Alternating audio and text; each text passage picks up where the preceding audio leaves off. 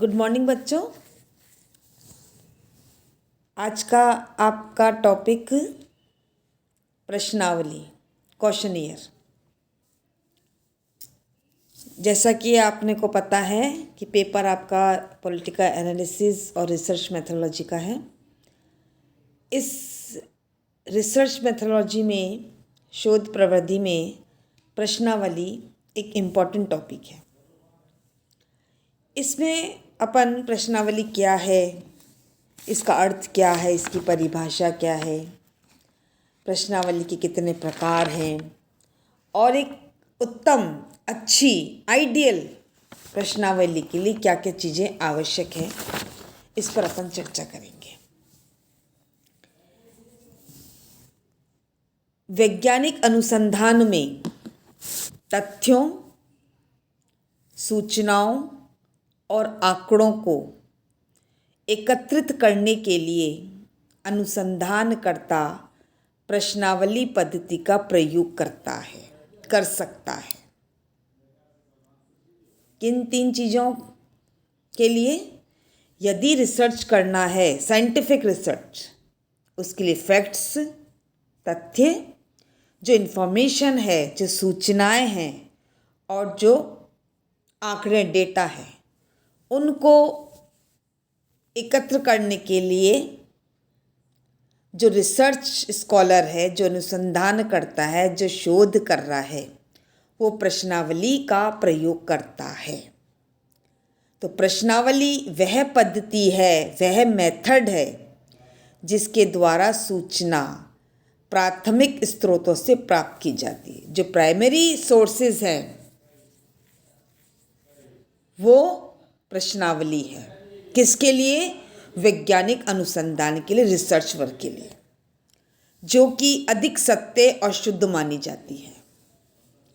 सामाजिक विज्ञानों से संबंधित अनुसंधान में प्रश्नावली जो पद्धति है, क्वेश्चनियर जो है, वो बहुत अधिक लोकप्रिय है। जब उत्तरदाता दूर दूर क्षेत्रों तक फैले हों तो केवल इस पद्धति द्वारा ही सीमित समय में उनसे विषय सूचना प्राप्त की जा सकती है। इस पद्धति का प्रयोग सामाजिक विज्ञानों में ही संभव है। हम नेचुरल साइंस में इस पद्धति का प्रयोग नहीं कर सकते क्योंकि वहाँ पर एक्सपेरिमेंट किए जाते हैं। सामाजिक विज्ञान में, सोशल साइंस में, यदि कोई शोधकर्ता रिसर्च का कोई टॉपिक लेता है, उससे संबंधित कुछ क्वेश्चनियर तैयार करता है, प्रश्न तैयार करता है। उस क्वेश्चनियर को हम जगह जगह पर जाकर भरवा सकते हैं और हम उससे तथ्य और सूचनाएं और आंकड़े एकत्र कर सकते हैं। तो प्रश्नावली क्या है? वह पद्धति, वह मेथड जिसके द्वारा सूचनाओं को हम प्राप्त करते हैं, जो बहुत अधिक सही होती है और शुद्ध होती है।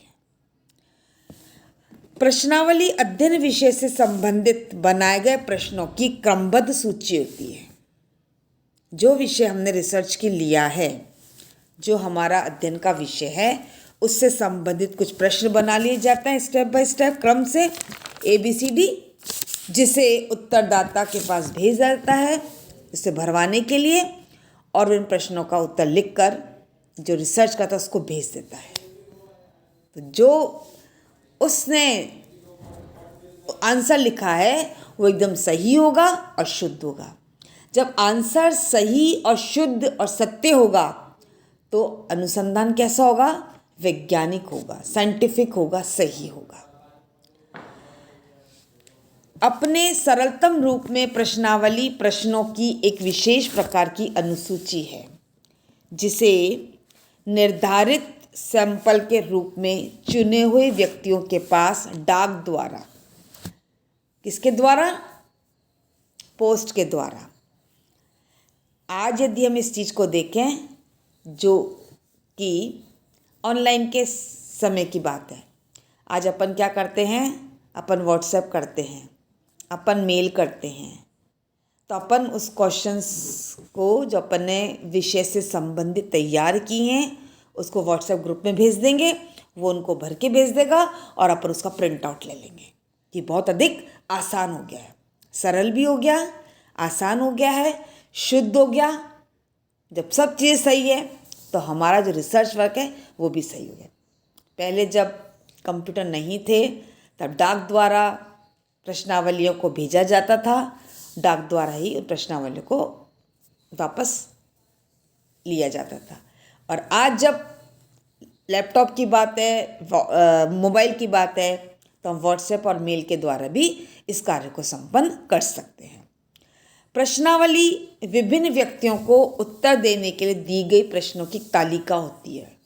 एक टेबल तैयार की जाती है, नंबर 1 प्रश्न, नंबर 2 प्रश्न, और वो नंबर 1 प्रश्न के नीचे उत्तर लिखेगा, नंबर 2 प्रश्न के नीचे उत्तर लिखेगा। तो क्रमबद्ध तरीके से प्रश्न तैयार किए जाते हैं और भेजा जाता है। अब प्रश्नावली की विशेषताएं क्या है? नंबर 1, प्रश्नावली प्रश्नों की ऐसी सूची होती है जो उत्तरदाताओं को भेजी जाती है और उत्तरदाता उसे भरकर अनुसंधानकर्ता को भेजते हैं। इस पद्धति में उत्तरदाता और वैज्ञानिक का कोई सीधा संपर्क नहीं होता, केवल प्रश्नावली के माध्यम से संपर्क होता है। अपन उस व्यक्ति को जानते हैं नहीं जानते हैं, तो अपन तो उसको प्रश्न का जो क्रमबद्ध प्रश्नों का एक सेट है वो भेज दिया जाता है और वो अपने को वापस उत्तर लिखकर भेज देते हैं। इस पद्धति का प्रयोग शिक्षित मतदाताओं के द्वारा किया जाता है। और क्योंकि इसमें शिक्षा इसलिए इम्पोर्टेंट है कि सारे जो उत्तर हैं वो सही भरे जाने चाहिए।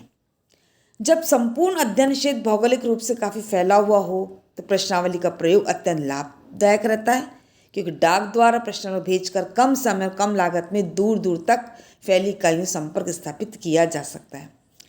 और आज तो अपन डाक की बात नहीं बल्कि अपन मोबाइल की बात कर रहे हैं, तो अपने सिटी में, राज्य में और राज्य के बाहर भी अपन इस प्रश्नावली को भेज सकते हैं और उसका कुछ ही समय बाद अपने को उत्तर प्राप्त हो जाता है।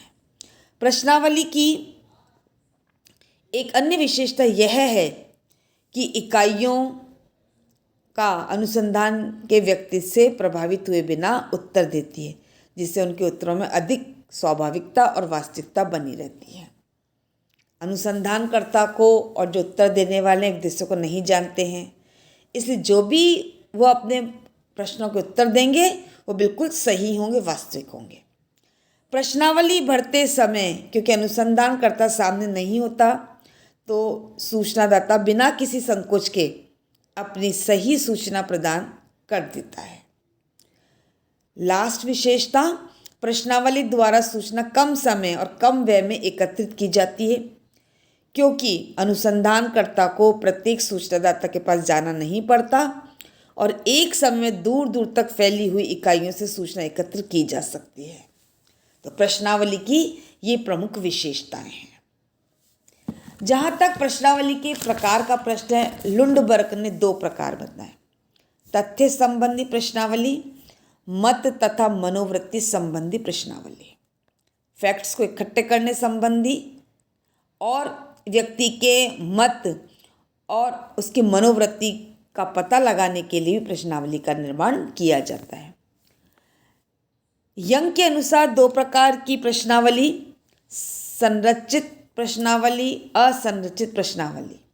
पहला, जिसकी संरचना अनुसंधान प्रारंभ करने से पूर्व की जाती है, और दूसरा, जिसमें केवल अध्ययन विषय, क्षेत्र आदि का उल्लेख किया जाता है, प्रश्नों का निर्माण नहीं किया जाता।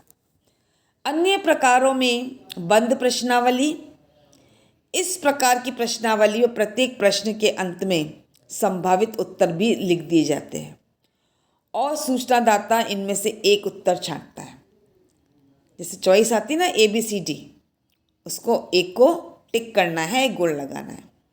सूचनादाता प्रश्नों का उत्तर अपने ढंग से देने के लिए स्वतंत्र नहीं होता, बल्कि वह दिए हुए सीमित उत्तरों में से ही अपना उत्तर देता है। इसका सबसे प्राप्त सूचना का सुगमता से वर्गीकरण और सरलीकरण किया जाता है, सारणीकरण किया जा सकता है। 3 प्रकार हैं बंद प्रश्नावली के: द्वंद्वात्मक प्रश्न, बहुवैकल्पिक प्रश्न और श्रेणीबद्ध प्रश्न। फिर बंद प्रश्नावली के बाद खुली जो प्रश्नावली है, इस प्रकार की प्रश्नावली में प्रश्नों के संभावित उत्तर नहीं दिए जाते। सूचनादाता अपने ढंग से प्रश्नों को पढ़ता है और उनका उत्तर देता है। इस प्रश्नावली को असीमित एवं अप्रतिबंधित भी कहते हैं। इसमें उत्तरदाता को पूर्ण स्वतंत्रता होती है कि वो अपने विचारों को अपने ढंग से प्रकट कर सके। गुणात्मक तथ्यों की जानकारी के लिए इस प्रश्नावली का प्रयोग किया जाता है। चित्रमय प्रश्नावली, मिश्रित प्रश्नावली, ऐसी कई प्रश्नावलियों के माध्यम से एक शोधकर्ता अपने शोध को पूरा करता है, रिसर्च वर्क को पूरा करता है। एक उत्तम प्रश्नावली की जो आवश्यक चीज़ें हैं कि सही आइडियल क्वेश्चनरी क्या होगी, उसका तरीका क्या होगा। सबसे पहले प्रश्नावली का आधार छोटा होना चाहिए और प्रश्नों की संख्या कम होनी चाहिए। ऐसे प्रश्न होने चाहिए जिनका उत्तर संख्या में अथवा हाँ या ना में दिया जा सके। Short and sweet.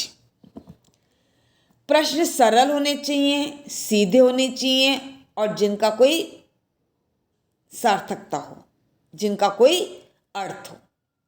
प्रश्नों की रचना इस प्रकार से हो कि किसी प्रश्न पर वैज्ञानिक का मिथ्या झुकाव ना हो। नंबर 5, प्रश्न जहाँ तक हो सके एक दूसरे के विरोधी ना हो बल्कि एक दूसरे को पुष्ट करने वाले हो।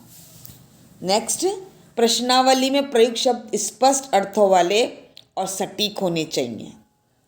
प्रश्नावली के प्रश्नों को क्रमबद्ध रूप से सूचीबद्ध किया जाना चाहिए। जहाँ तक संभव हो प्रश्नों को वर्गीकृत करके प्रश्नावली में शामिल किया जाना चाहिए और प्रश्नावली संतुलित और आकर्षक होनी चाहिए। हम किसी के सामने कुछ चीज़ प्रस्तुत करेंगे तो बहुत सुंदर होनी चाहिए, बहुत बैलेंस होनी चाहिए, बहुत छोटी होनी चाहिए, जिससे कि उसको भरने में किसी प्रकार की कोई भी समस्या उत्पन्न ना हो। बहुत बड़ी 5-6 पेज की हम प्रश्नावली दे देते हैं तो उसको अच्छा नहीं लगेगा भरने में, वो आफत डालेगा। इसलिए प्रश्नावली हमेशा छोटी होनी चाहिए, प्रश्नों की संख्या कम होनी चाहिए और संतुलित होनी चाहिए और ऐसे प्रश्न होने चाहिए जिनका हाँ या ना में आंसर दिया जा सके। तो इस प्रकार एक वैज्ञानिक के लिए, और कौन से वैज्ञानिक के लिए, सोशल साइंस के वैज्ञानिक के लिए प्रश्नावली एक इम्पॉर्टेंट फैक्टर है, एक इम्पॉर्टेंट मेथड है। क्या करने के लिए? रिसर्च वर्क करने के लिए। धन्यवाद।